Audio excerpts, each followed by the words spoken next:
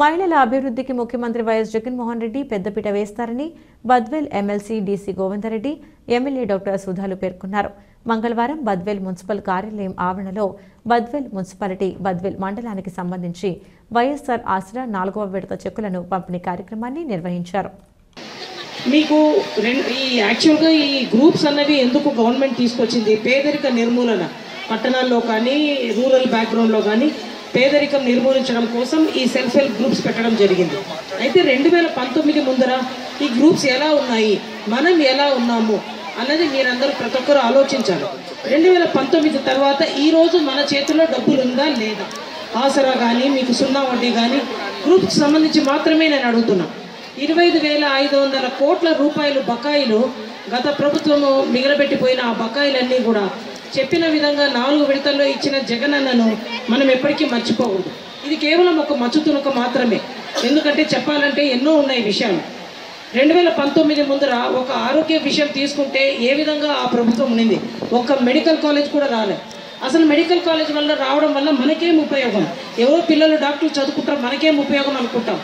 ఒక medical college వస్తే అది ఒక టెర్షరీ కేర్ సెంటర్ అనమాట. అంటే మనకెట్లా ఒక పిహెచ్సి, ఒక గ్రామ మండల పరిధిలో పిహెచ్సిలు ఉంటాయి, మండలానికి 2 పిహెచ్సిలు ఉంటాయి. అదే ఇప్పుడు మనం చూస్తే ఒక తాలూకాకి ఇప్పుడు మనకు ఒక సిహెచ్సి ఉంది. సిహెచ్సి అంటే ఇంకా కొంచెం స్పెషలిస్టులు ఉంటారు. మామూలుగా పిహెచ్సిలో అయితే చాలా వరకు ఎంబీబీఎస్ డాక్టర్స్ ఉంటారు. ఒక టెర్షరీ కేర్ సెంటర్ అంటే మీకు స్పెషలిస్టులు ఉంటారు. అదేవిధంగా ఈరోజు చూస్తే Jagananna 5 medical college already construction అయిపోయింది. 17 కాలేజీలకు పర్మిషన్ వచ్చింది. అంటే మనము మంచి వైద్యం కోసం ఏ కర్నూలుకో తిరుపతికో వెళ్ళేవాళ్ళం ఇంతకుముందు, ఎందుకంటే మెడికల్ కాలేజీలు అక్కడే ఉన్నాయి. ఈరోజు మన కడపలో ఒక మానసిక ఆరోగ్యానికి సంబంధించిన ఒక హాస్పిటల్ ఇంతకుముందు వైజాగ్లో ఒక్కటే ఉన్నింది రాష్ట్రం మొత్తంలో. ఈరోజు కడపలో వచ్చింది.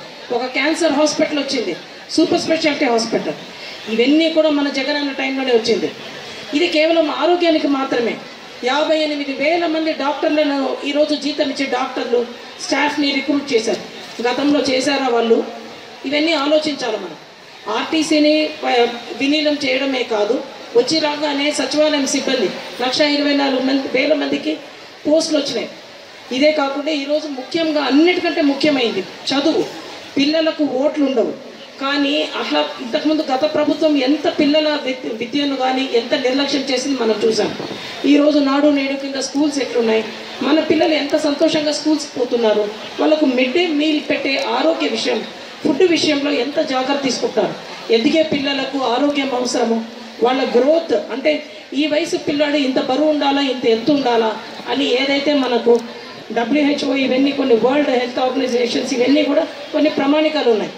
ఆ విధంగా మన పిల్లలకు స్టంటెడ్ గ్రోత్ అంటే ఎదుగుదల తక్కువగా ఉండడము, మాల్ న్యూట్రిషన్ వల్ల సరైన ఆహారం లేక పిల్లలు ఎదుగుదల లేకపోతే వాళ్ళకి మానసిక వికాసం కూడా ఉండదు. సో వీటన్నిటి ఇట్లా చిన్న చిన్న విషయాల్లో కూడా జగనన్న ఎంత కేర్ తీసుకుంటున్నారు అనేది ఇక్కడున్న ప్రతి ఒక్క అక్క చెల్లెమ్మని నేను ఆలోచించమని చెప్తున్నాను. ఎందుకంటే ఎన్నికల సమయం వచ్చింది, ఎన్నో చెప్తుంటారు. గతంలో వాళ్ళకి అధికారం ఉన్నప్పటికీ కూడా ప్రతిపక్షాలు ఏ విషయంలో కూడా కేర్ తీసుకోవాలి. మనం చూస్తున్నాం ఎస్పెషల్లీ బద్వేల్లో ఏం ఇంతకుముందు వాళ్ళకి అధికారం ఉన్నప్పుడు వాళ్ళు ఏం చేశారనేది వాళ్ళు ఆలోచించాలి. ఈరోజు 2019 తర్వాత మనము మున్సిపాలిటీలో తీసుకుంటే తాగునీటికి ఎంత ఇబ్బంది పడి బిందెలు తీసుకొని కొట్లాడుకుంటున్న పరిస్థితి నుంచి ఈరోజు ప్రతి ఒక్కరము బ్రహ్మసాగర్ వాటర్ తాగుతున్నాం. ఈరోజు ఆ కష్టం గడిచిపోయింది కాబట్టి మనం మర్చిపోకూడదు. జగనన్న వచ్చి రాగానే మనకు ఈ బ్రహ్మసాగర్కి రిపేర్ చేయించి మనకు తాగునీటి సదుపాయం కల్పించినారు. అదే కాకుండా 3 అర్బన్ హెల్త్ సెంటర్స్ వచ్చాయి. త్వరలోనే మనము మున్సిపాలిటీలో ఒక డయాలసిస్ యూనిట్ని ఓపెన్ చేసుకుంటాం. మనం చుట్టుపక్కల ఎంతోమంది మన బద్వేల్లో ఒక రోజుకు ఒక 40 మంది డయాలసిస్ పేషెంట్లు పోతున్నారు. అటు కడపకు కానీ ఇట్లా దూర ప్రాంతాలకు వెళ్తారు, ఫెసిలిటీస్ లేవు కాబట్టి. త్వరలో డయాలసిస్ యూనిట్ మనకు వస్తుంది. చెన్నకేశంపల్లి టెంపుల్ మనం ఎంత ఇంప్రూవ్ చేసుకున్నాం. ఇవన్నీ కూడా ఎందుకంటే సమాజంలో సగభాగమైనటువంటి మీరు చాలా ముఖ్యమైనటువంటి భూమిక పోషిస్తారు. కాబట్టి అందరూ కూడా 4 మాటలు మాట్లాడాలనేటువంటి ఉత్సాహం వల్ల కూడా అనేక విషయాలు పెద్దలందరూ కూడా చెప్పారు. ఈనాడు జగనన్న చేస్తున్నటువంటి అనేకమైనటువంటి పథకాలను ఒక్కసారి మనం ముఖ్యంగా చూస్తే అందులో విద్య కానీ, వైద్యం కానీ, వ్యవసాయం కానీ, మహిళా సాధికారికత కానీ, సామాజిక న్యాయం కానీ, అదేవిధంగా పరిపాలన కానీ, ఈ 6 రంగాల్లో గౌరవ ముఖ్యమంత్రి గారు తీసుకున్నటువంటి అనేకమైనటువంటి విప్లవాత్మకమైనటువంటి మార్పుల ద్వారా ఆంధ్ర రాష్ట్రంలో ఉండేటువంటి 1,60,00,000 కుటుంబాల్లో భారతదేశంలోనే పెను మార్పులు వచ్చినటువంటి మాట ఈనాడు మన ముందున్నటువంటి వాస్తవము అనేటువంటి సందర్భంగా ప్రతి అక్క చెల్లెమ్మ కూడా గ్రహించాలి. ఇంత గొప్ప మార్పుకు ప్రధానమైనటువంటి ముఖ్య కారణం జగనన్న మహిళా సాధికారికత. మహిళలకు పెద్దపీట వేయాలి. మహిళలు అన్ని రంగాల్లో కూడా ఆ కుటుంబాన్ని కానీ సమాజాన్ని కానీ ముందుండి నడిపించాలి అని చెప్పి గౌరవ ముఖ్యమంత్రి గారు తీసుకున్నటువంటి అనేక కార్యక్రమాలు ఈనాడు మనకింత పెద్ద ఎత్తున కుటుంబ సంక్షేమానికి దోహదపడుతున్నాయి. ఒక్కసారి మనం ఆలోచన చేస్తే జగనన్న ఈ 5 సంవత్సరాల్లో 4,20,000 కోట్ల రూపాయలు మరి ఒక డీబీటీ నాన్ డీబీటీ ద్వారా ఈ 1,60,00,000 కుటుంబాలకు మరి డబ్బు అందిస్తే అందులో మహిళలకు 2,66,772 కోట్లు. ఎంతమంది లబ్ధిదారులు అంటే 5,68,56,709.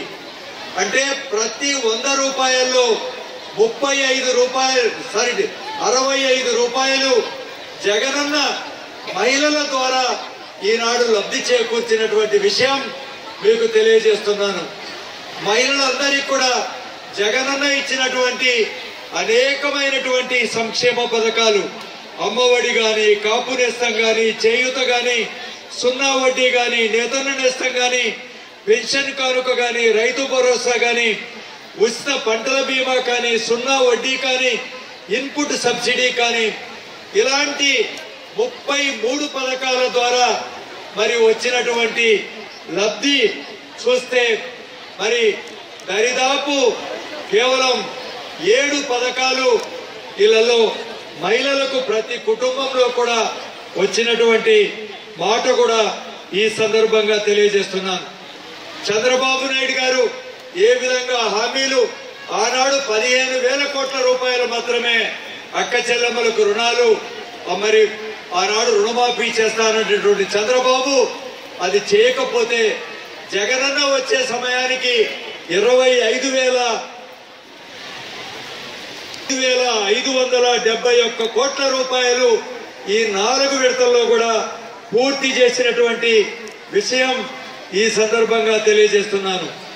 ఈనాడు మహిళా శక్తి ఎంత గొప్పగా జగనన్న వల్ల అభివృద్ధి చెందింది అంటే ఈనాడు మనం ఒక బద్వేల్ నియోజకవర్గానికే తీసుకుందాం. ఈనాడు డ్వాక్రా సంఘాల్లో 4,518 సంఘాలుంటే 45,000కు పైగా డ్వాక్రా మహిళలు ఈనాడు మన బద్వేల్ నియోజకవర్గంలో ఉన్నారు. ప్రతి 4 ఓటర్లలో కూడా ఒక అక్క చెల్లెమ్మ ఈనాడు డ్వాక్రా మహిళలుగా ఉన్నటువంటి మాట వాస్తవం. కాబట్టి ఎంత బలీయమైనటువంటి శక్తిగా జగనన్న మిమ్మల్ని మరి పెను మార్పులు తీసుకొచ్చినారో ఈ సందర్భంగా తెలియజేస్తున్నాను. ముఖ్యంగా 3,473 సంఘాలు గ్రామీణ ప్రాంతంలో ఉంటే ఒక్క బద్వేల్ టౌన్ లోనే 1,045 సంఘాలు. అంటే ప్రతి 4 సంఘాల్లో ఒక సంఘం మన మున్సిపాలిటీలో ఉంది. మనం ఈనాడు మరి మండల హెడ్ క్వార్టర్స్ లో తీసుకోగలిగితే బద్వేల్ నియోజకవర్గంలో 50% సంఘాలన్నీ కూడా అర్బన్ ప్రాంతాల్లో ఈనాడు సంఘాలుగా ఉన్నటువంటి మాట కూడా వాస్తవం. కాబట్టి ఏ విధంగా మిమ్మల్ని ఒక శక్తివంతమైనటువంటి సమాజంలో మరి మహిళలకు పెద్దపీట ఏ విధంగా వేస్తున్నాడో జగనన్న ఇచ్చినటువంటి ఈ గణాంకాలు తెలియజేస్తున్నాయి. ఒక్క బద్వేల్ నియోజకవర్గంలో మీకు 1,106 కోట్ల రూపాయలు గ్రామ ప్రాంతాల్లో ఈ 4 విడతల్లో 2019 నుంచి మరి ఇప్పటి వరకు నవరత్నాల కార్యక్రమాలు తీసుకువచ్చి 99% పూర్తి చేసినటువంటి ఘనత మన జగనన్నదని చెప్పాలా. ఒకప్పుడు డాక్రా గ్రూపులకు సంబంధించి మీరు బ్యాంకులో అకౌంట్ ఓపెన్ చేసుకోవాలంటే బ్యాంకుల చుట్టూ తిరిగి వారం నెల రోజులు తిరుగుతూ ఉన్నారు. మరి అదే కాకుండా ఆనాడు 7 నెలలకు 8 నెలలకు ఎలక్షన్లకు ముందు చంద్రబాబు నాయుడు గారు మీరు ఎవ్వరు డాక్రా గ్రూపులకు సంబంధించిన డబ్బులు కట్టొద్దండి నేను ఇస్తానని చెప్పాడు. ఆయన మాట నమ్మి ఎన్నో డాక్రా గ్రూపులు కనుమరుగైపోయినాయి. మరి అదే జగనన్న చెప్పిన తర్వాత ఆనాడు ఏబిసి కేటగిరీలో చంద్రబాబు నాయుడు గారి టైంలో డాక్రా మహిళలు 19% ఉంటే ఈనాడు 91% ఏ కేటగిరీలో మిగతా అన్ని డాక్రా గ్రూపులు 100% పనిచేస్తున్నాయి. కాబట్టేసి మాట చెప్పి మాట తప్పని వ్యక్తి మన జగనన్నకు మీరు మళ్ళీ ముఖ్యమంత్రి చేసుకోవాల్సిన బాధ్యత మన అందరి పైన ఉందని చెప్పేసి